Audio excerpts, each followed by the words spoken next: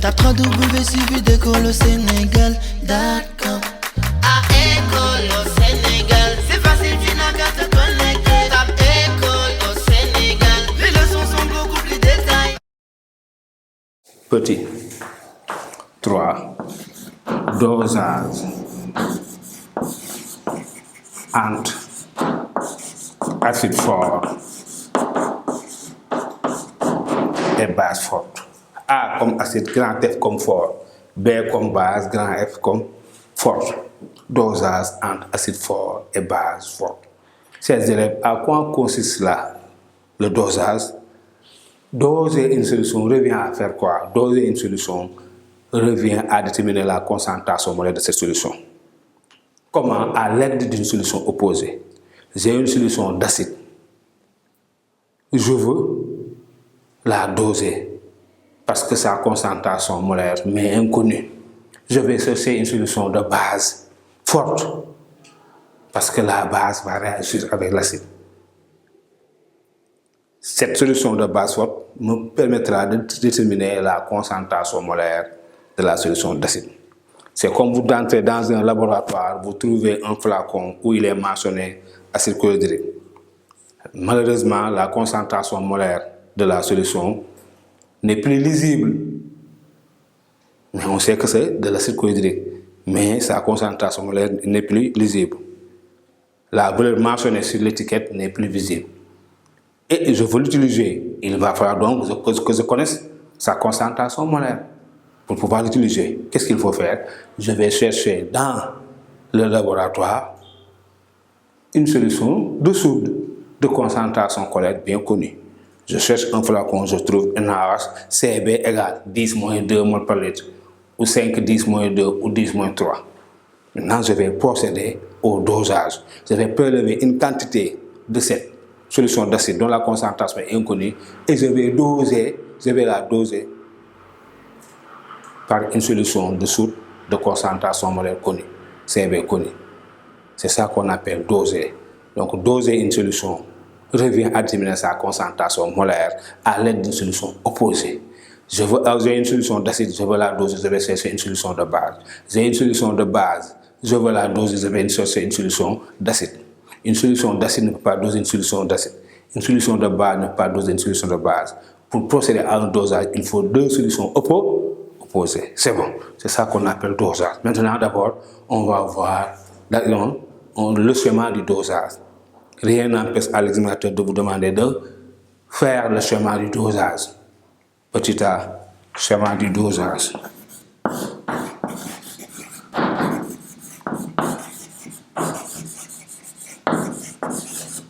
Schéma du dosage.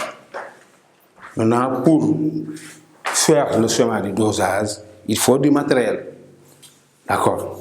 Supposons ici, c'est l'acide chlorhydrique, c'est la concentration de l'acide chlorhydrique qui est inconnue. Je vais chercher une solution de soude de concentration molaire connue.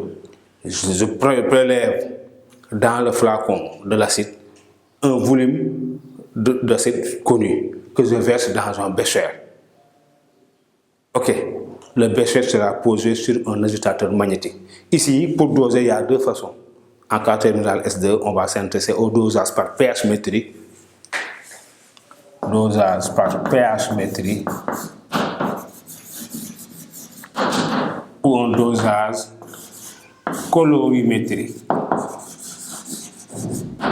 Par pH métrique ou un dosage colorimétrique. La pH métrique ou par pH métrique. Colorimétrique, on l'appelle aussi volumétrique. Il y a deux façons de doser, soit par l'aide d'un pH mètre ou bien à l'aide d'un indicateur coloré. pH mètre correspond à pH métrique, indicateur coloré, colorimétrie. C'est bon. Donc, nous disposons d'un agitateur magnétique. Un agitateur magnétique.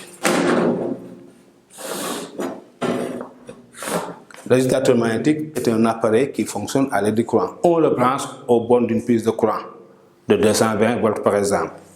Ici, ça c'est l'agitateur magnétique. Agitateur magnétique. Sur l'agitateur magnétique, je pose le bécher qui contient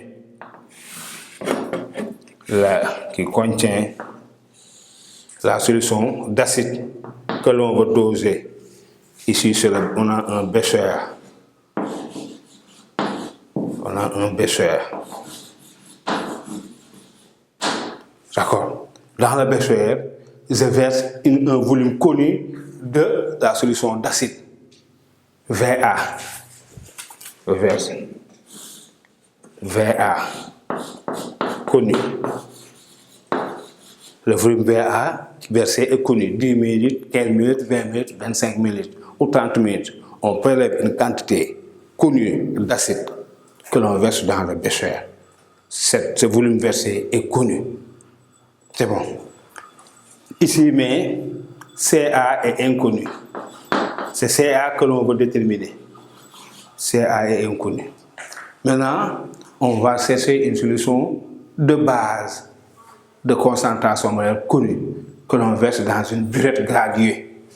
Nous avons ici une burette. Nous allons introduire. Nous allons chercher une burette.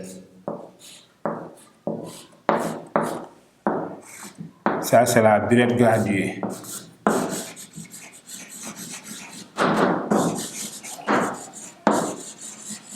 Nous allons chercher une burette graduée. Et là, nous allons chercher une potence. La potence permet de tenir la burette. On l'appelle potence. Potence. D'accord. La burette est munie d'un robinet. Ici, le robinet est fermé. Maintenant, on verse la solution de base dans la burette graduée jusqu'au niveau 0. 0. Ici, CB est connu.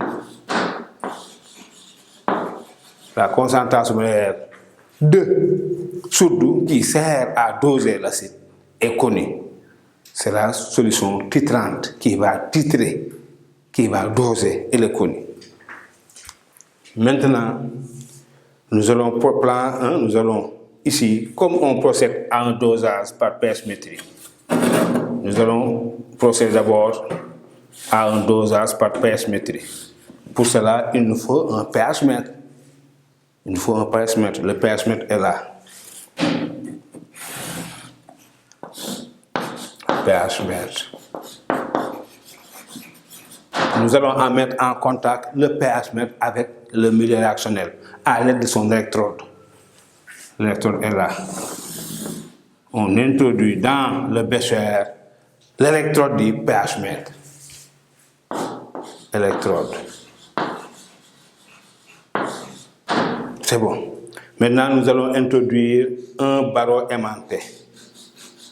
Un barreau aimanté. Quel est le rôle du barreau aimanté? Chers élèves,